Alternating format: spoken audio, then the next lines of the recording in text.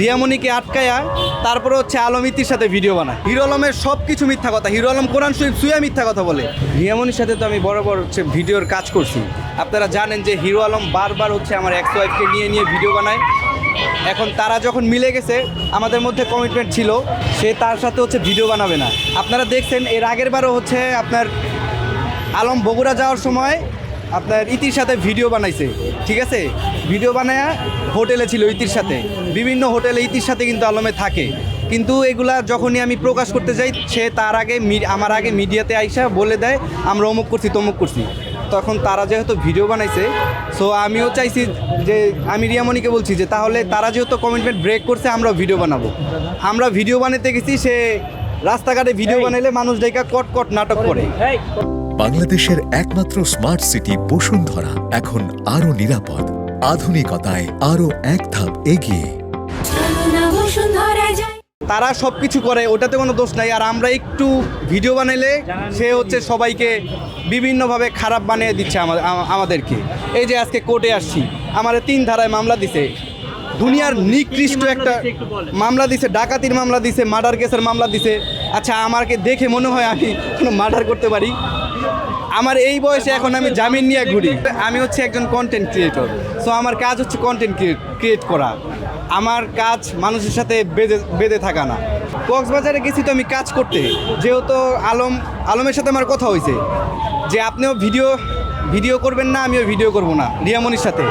আলম কি করছে, ওদিক দিয়ে রিয়ামণির তার বাসায় নিয়ে রিয়ামণিকে আটকায়া তারপরে হচ্ছে আলম ইতির সাথে ভিডিও বানায়।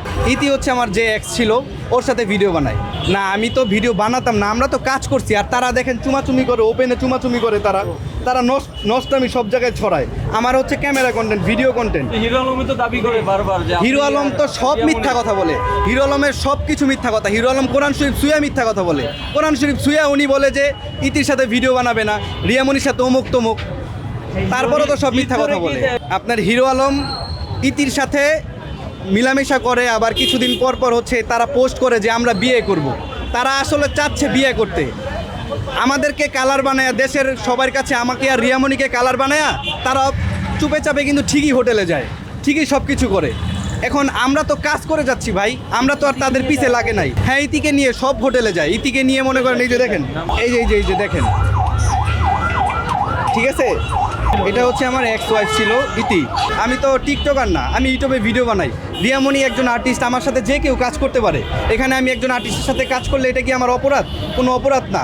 আলমের কোনো যোগ্যতা নাই, না পারে ভিডিও বানাইতে, না পারে মনে করেন মিউজিক ভিডিও করতে। আমি তার সাথে ভিডিও করছি, সে আমাকে যদি দ্বন্দ্ব থাকে আমাকে পার্সোনালভাবে বলতে পারতো। সে এটা না বলে বিভিন্ন কিছু হলে মিডিয়া ডাকে। তার বউ যদি লিপস্টিক দেয়, কিছু হলে মিডিয়া ডাকে। তার বউ যদি একটা স্কার্ট পরে, মিডিয়া ডেকে বলে যে আমার বউ স্কার্ট পরছে, আর বলে যেগুলো সব কিছু অভি শিখাই দিছে, সব কিছু অভি শিখাই দিছে। হিরো আলম এমন একজন ব্যক্তি, খালি ইমোশনাল হিট দেয়। সে জানাজা, তার নিজের জানাজার খবর নিজে দেয়। আপনারা দেখছেন সে মারা গেছে, সে ইন্দুরের ওষুধ খায়, তারপরে চিকার ওষুধ খায়। আপনারা তো দেখছেন ইন্দুর ওষুধ খায়, চিকার ওষুধ খায়, সে একটাও কি খাইছে? আদালতে আসছি, আমাকে দুনিয়ার মিথ্যা মামলা দিয়ে এখানে আমার এই করে রাখছে। আমার নিজের কাজের ক্ষতি হচ্ছে। আমি একজন মানুষ কন্টেন্ট ক্রিয়েট করে থাকি, সে হচ্ছে আমাকে বিভিন্ন ধরনের ভুয়া মামলায় এখানে আমাকে ফাঁসায় রাখছে। এখন এখানে আমার কোনো দোষ আছে?